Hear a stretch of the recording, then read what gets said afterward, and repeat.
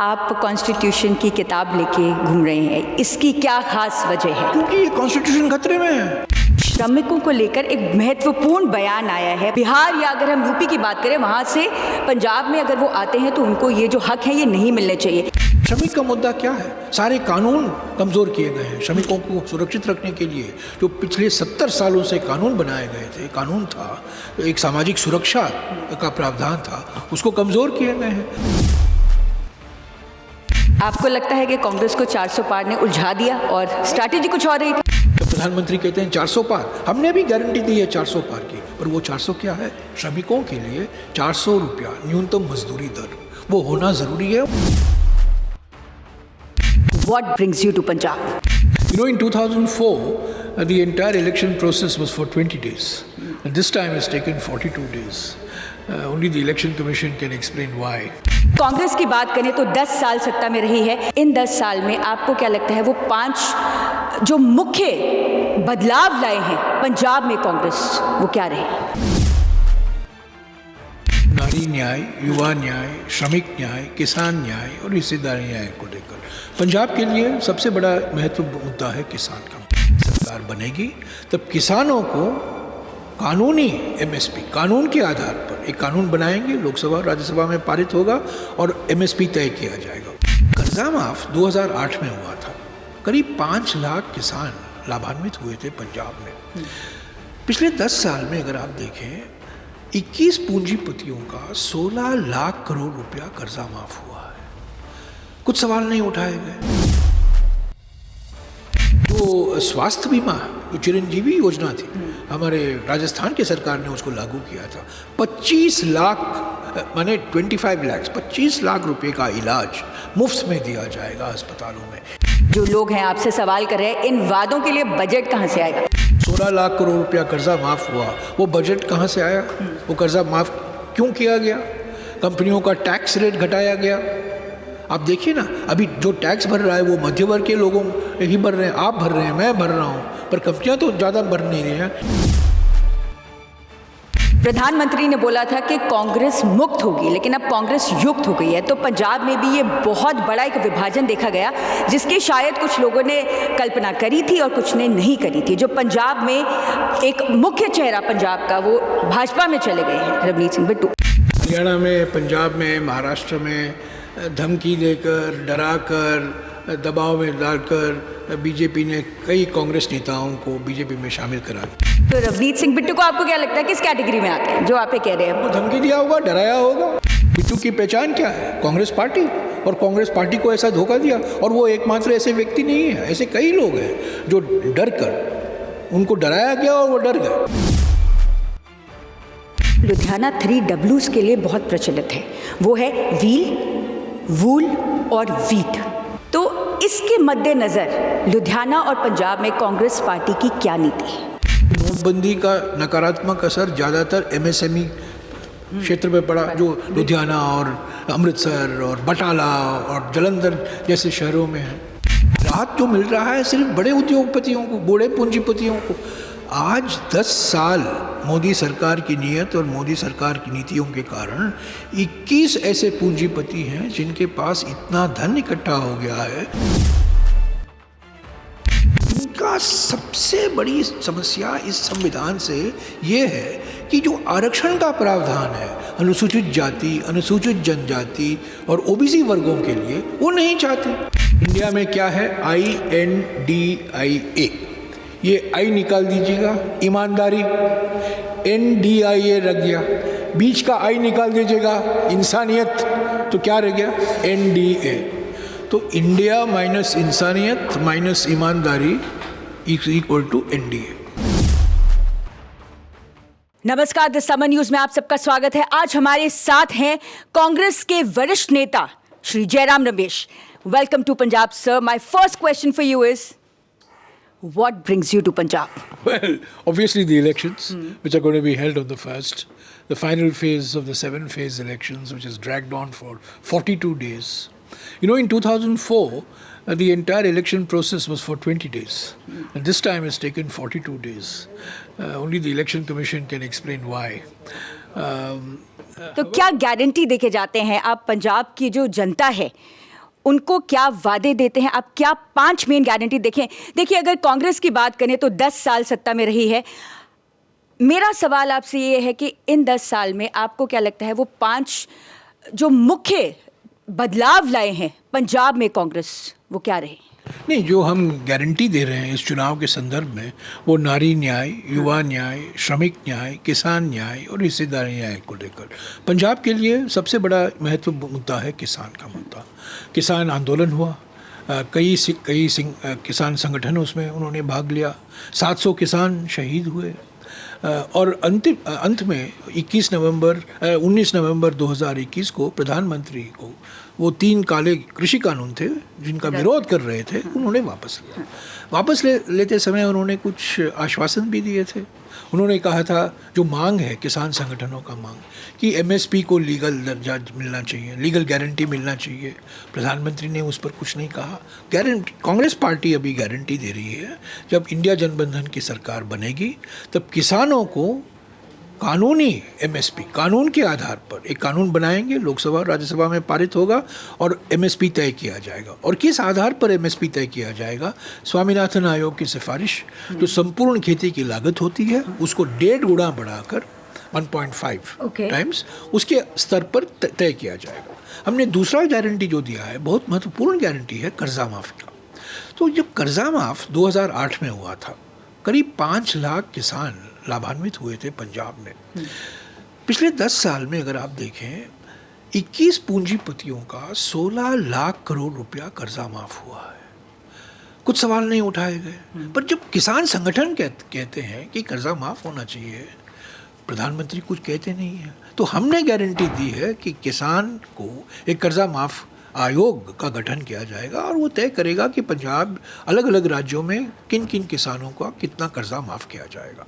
आपने अभी बात करी श्रमिक, तो श्रमिकों को लेकर एक महत्वपूर्ण बयान आया है। बिहार या अगर हम यूपी की बात करें, वहाँ से पंजाब में अगर वो आते हैं तो उनको ये जो हक है ये नहीं मिलने चाहिए। इस पे आपका क्या बयान है? नहीं, जो संविधान कहता है, जो संवैधानिक प्रावधान है, उसका पूरा पालन करना हम सबका धर्म बनता है।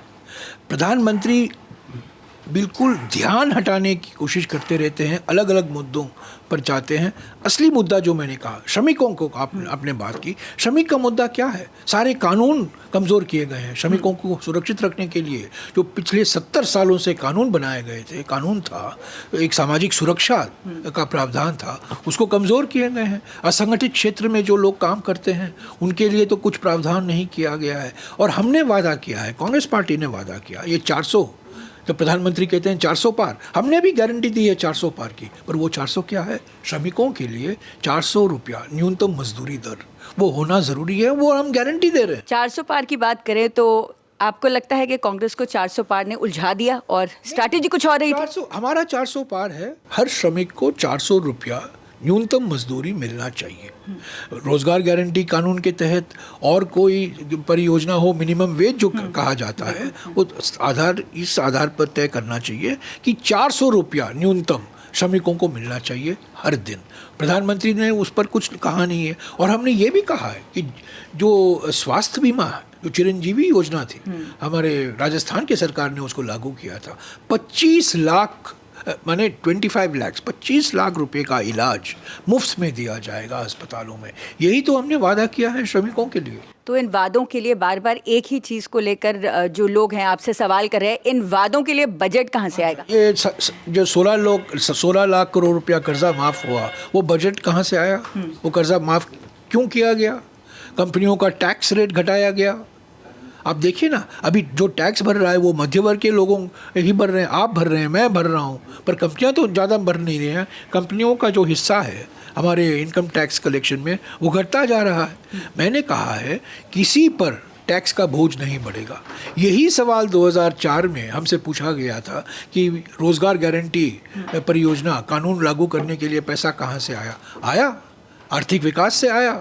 हमने टैक्स आमदनी बढ़ी, सरकार की आमदनी बढ़ी और लोग टैक्स भरने लगे, और हम इस स्थिति में रहे कि रोज़गार गारंटी कानून को हमने लागू किया। 2013 में फिर से सवाल ये किया गया ये खुद गुजरात के मुख्यमंत्री थे नरेंद्र मोदी, उन्होंने सवाल किया राष्ट्रीय सुरक्षा खाद्य सुरक्षा कानून है, इसके लिए पैसा कहाँ से आएगा? हमने कहा पैसा आएगा, हम करेंगे। ये आप ये मानते हैं कि ये सरकार का काम है, सरकार का दायित्व बनता है कि खाद्य सुरक्षा हम जनता को दें, और आज कोई सवाल नहीं उठाता। हम ना पंजाब पे आते हैं रमेश जी।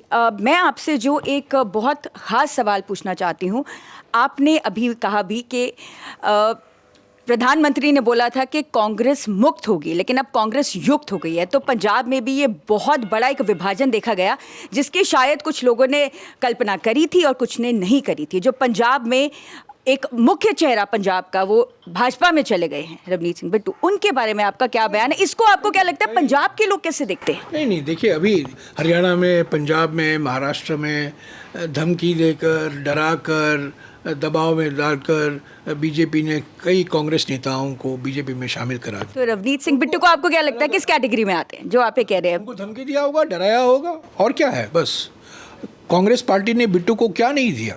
बिट्टू की पहचान क्या है? कांग्रेस पार्टी, और कांग्रेस पार्टी को ऐसा धोखा दिया। और वो एकमात्र ऐसे व्यक्ति नहीं है, ऐसे कई लोग हैं जो डर कर, उनको डराया गया और वो डर गए और वो चले गए। अभी वो चले गए, वो ठीक है, वो उनके उम्मीदवार बन गए, वो उनका जो उनकी समस्या, मैं वो नहीं कहना चाहता हूँ। मैं ये कहना चाहता हूँ, जब कांग्रेस पार्टी की ओर से जो लोग जाते हैं, हज़ारों युवाओं को नए मौके के दरवाजे खुल जाते हैं। हमारे पार्टी में ऐसे कई लोग हैं, ये लोग जो ज़मींदार बनकर बैठे हुए थे हमारे पार्टी में और किसी को आगे बढ़ने नहीं दिया। मैं शुक्रगुजार हूँ उनका कि वो लोग छोड़कर चले गए। मैं आपको एक बात बताती हूँ, आज हम लुधियाना में बैठे हुए हैं, तो लुधियाना 3Ws के लिए बहुत प्रचलित है। वो है व्हील, वूल और वीट। तो इसके मद्देनज़र लुधियाना और पंजाब में कांग्रेस पार्टी की क्या नीति है? हमने MSP का दर्जा, कानूनी दर्जा हमने दिया है, हमने गारंटी दी है। किसानों की बात हो गई, अब आगे बढ़ते हैं वूल और हम बात करते हैं, क्योंकि वो इंडस्ट्री है। इंडस्ट्री क्यों बंद पड़ा हुआ है, ये समझने की कोशिश कीजिए। लोगों को समझना चाहिए, 3 धक्के मिले हैं इंडस्ट्री को, खास तौर से लुधियाना जैसे शहरों में। पहला धक्का मिला 8 नवंबर 2016 को, जब नोटबंदी हुई, और ये नोटबंदी का नकारात्मक असर ज़्यादातर MSME क्षेत्र में पड़ा, जो लुधियाना और अमृतसर और बटाला और जलंधर जैसे शहरों में है। पहला नोटबंदी हुआ। दूसरा जो हुआ, जो GST, गलत तरीके से GST लागू किया गया। आज भी GST एक बोझ बन गया है उद्योगों पर, व्यापारियों पर, और ख़ास तौर से छोटे और लघु व्यापारी और छोटे और लघु उद्योगों पर।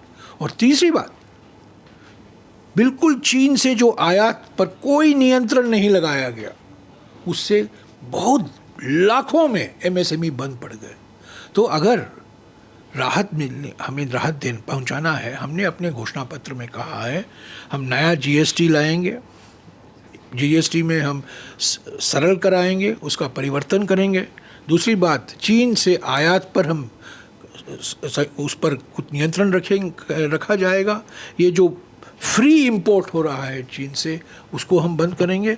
और तीसरा, जो नोटबंदी का असर है, ये 8 साल के बाद आज भी MSME लोग भुगत रहे हैं, तो उसको तो बैंकों से तो राहत मिलना चाहिए ना, खास तौर से MSME। राहत जो मिल रहा है सिर्फ बड़े उद्योगपतियों को, बड़े पूंजीपतियों को।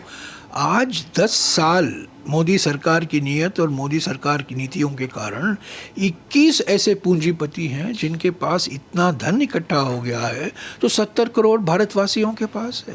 ये भयंकर आर्थिक विषमता है। इसी से मैं आपसे आखिरी सवाल पूछना चाहूँगी। आप कॉन्स्टिट्यूशन की किताब लेके घूम रहे हैं, इसकी क्या खास वजह है? क्योंकि ये कॉन्स्टिट्यूशन खतरे में है, ये संविधान खतरे में है। 26 नवंबर 1949 में ये जो संविधान अपनाया गया था हमारे संविधान सभा में, और जिसके मुख्य निर्माता बाबा साहब अम्बेडकर थे, देखिए जिस तरीके से एक सिस्टमैटिक तरीके से इस पर आक्रमण हो रहा है। 400 पार का नारा बीजेपी की ओर से इसलिए लगाया गया ताकि हमें अधिकार दो, हमें बहुमत दो, ताकि हम इस संविधान को बदल सकें। इस संविधान को क्यों परेशान है? क्योंकि 70 साल से ये कह रहे हैं इसमें मनुवादी आदर्श नहीं है, मनुवादी मूल्यों से प्रेरणा नहीं लिया गया है इस संविधान में। और जो आरक्षण है, इनका सबसे बड़ी समस्या इस संविधान से ये है कि जो आरक्षण का प्रावधान है अनुसूचित जाति, अनुसूचित जनजाति और ओबीसी वर्गों के लिए, वो नहीं चाहते। तो इसीलिए बार बार हमारे नेता राहुल जी, खड़गे जी, सब लोग कह रहे हैं कि संविधान को सुरक्षित रखना है। संविधान को अगर आप सुरक्षित रखेंगे, जो संवैधानिक मूल्य हैं, सिद्धांत हैं, पंथ निरपेक्षता, सामाजिक न्याय, सामाजिक सशक्तिकरण, वो भी सुरक्षित हो जाएंगे। एक जो सबसे अहम सवाल जो एक आम आदमी पूछता है और जानना चाहता है, एक लेमैन की लैंग्वेज में अगर बोलें, मोदी नहीं तो और कौन? अरे 140 करोड़ का देश है और मोदी तो इंसान नहीं है। अभी मोदी ने अब खुद घोषणा कर दिया है कि मैं इंसान नहीं हूँ, मैं तो भगवान हूँ। तो कोई इंसान ज़रूर चुना जाएगा जो इंडिया जनबंधन के प्रधानमंत्री बनेंगे। वो इंसान ही बनेंगे और वो इंसान बनेंगे जो इंसानियत दिखाएंगे। इंडिया और एनडीए के बीच में क्या है मालूम, अंतर क्या है मालूम है? इंडिया में क्या है? INDIA, ये आई निकाल दीजिएगा, ईमानदारी, NDIA रख गया, बीच का आई निकाल दीजिएगा, इंसानियत, तो क्या रह गया? NDA। तो इंडिया माइनस इंसानियत माइनस ईमानदारी इज इक्वल टू NDA। बहुत बहुत शुक्रिया हमारे साथ बात करने, थैंक यू।